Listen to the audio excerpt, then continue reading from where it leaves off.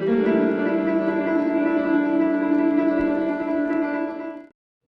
guys, it's Corbin again. I'll talk some more about the strength in Christ right now. His brother Dwayne, his position in the group, he's a servant. Quite literally what it is, he serves the leadership. Leadership is Brother Barry, and he serves the brothers in the group. Brother comes to him and says, "You need prayer?" You're going to get prayer. May have some need for benevolence. Brother Dwayne makes sure the group does what it can do. So, Brother Dwayne, what would you like us to talk with today about strength in Christ? That's a good question. An incredibly rich men's group that's intentionally developed and put together, and it's well thought out. Men will, I think, find a loving, caring, encouraging, supportive environment. We strive to make it rich with truth, biblical truth, just very rich teaching and interaction between the men that's authentic and transparent. We take off our Sunday school mask. It's real and authentic. I'm shaking my head because everything, every phrase, every sentence, every word Brother Dwayne just said is absolutely true. It is an absolutely phenomenal fellowship of Christian men. I could probably sit here for hours and talk about all the great positive things that I've received because of my fellowship with the men. One in particular, I want to share a quick story where a brother opened up and talked about how he basically was a serial adulterer, and his wife found out about it, and she basically threw him out of the house. He was broken. Like their brothers is broken, and he knew he wanted to give up that lifestyle, and he wanted to stay married to his wife.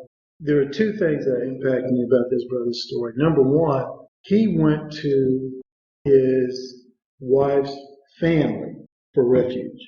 That would been the last place I didn't feel like getting my head cut off. But he went there. Why? Because they were such a strong Christian family. He knew to go to them, even though he had wronged their daughter. And they welcomed him in.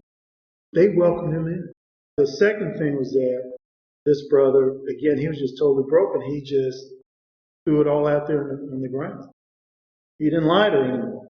Yes, I did this. Yes, I did that. And then by the grace of God, and it was pure grace, that marriage was restored, reconciled and restored. And so it motivated me, and that story impacted me in that I actually wrote to my first ex-wife and asked her for forgiveness, and just letting her know I'd failed her as a Christian husband, completely and totally failed her. And even though her father is a very high figure internationally in the Anglican Church, I still failed her. I wrote her because of that story.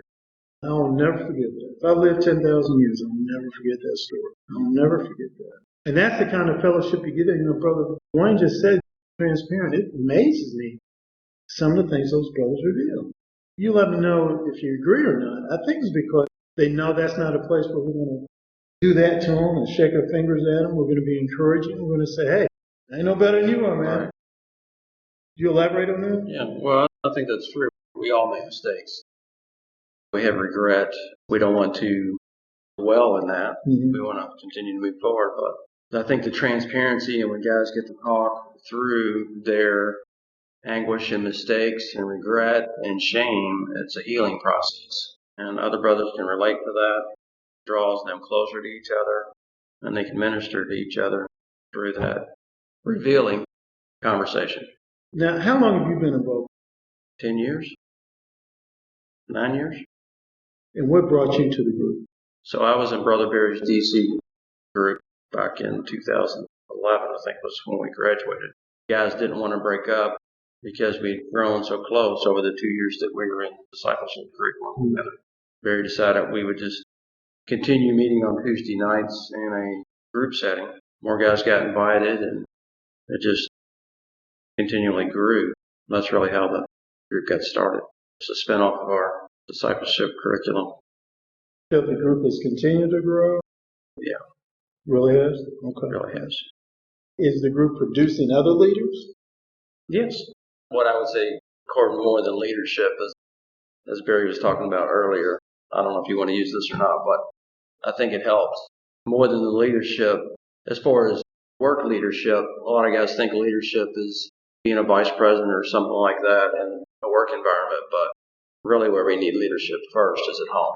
And for guys like myself that didn't grow up with a father that taught us leadership and equipped us to lead, we just kind of wander around. We don't know what authentic leadership looks like that we see from Christ as an example and other strong Christian men. And so our homes don't flourish like we would like for them to. A lot of times, I think this type of group where men are intentionally studying, interacting with rich material, guys that are on the same journey that want to learn how to be effective leaders and effective kingdom men. This group provides that environment where guys can grow and flourish and have impact on their homes and kingdom impact in all areas of their lives. Dig in and study and learn. One thing that Brother Barry said is that one key word is model. I remember in the middle of my divorce from my daughter's mother, I was talking with a Christian brother, and the one thing he said to me was, for years saw my father take a lot of stuff from my mother he shouldn't have done. And he said, what that taught me is to be long-suffering. And he said, I'm glad he did that. He kept the family together. And he said, in turn, it helped him in his current marriage. He modeled long-suffering to him. And he said his father also just modeled to him how to serve the wife, even when at times you don't feel like it. And maybe even times that she didn't quote-unquote deserve it. He said his father did it. He never said to me his father taught him to do that. Hey, son, come on, let's teach you. He modeled it before him.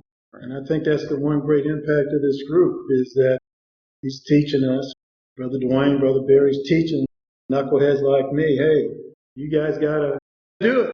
You got to model it. It's not always about sitting down with the book and teaching. You got to do it. You got to model it. Boy, it's tough. It's real tough. Trust me, it's real tough. That ex-wife really pushes me to the edge a lot of times. But I go to people like you in the group. I go to Brother Barry.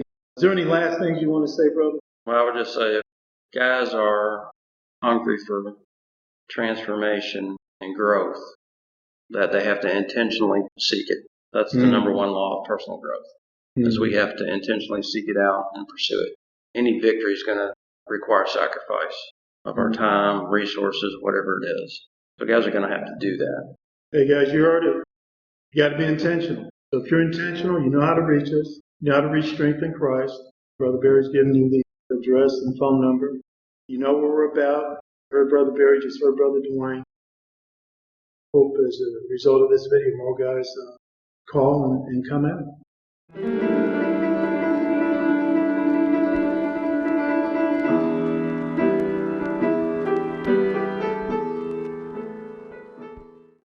All right, guys.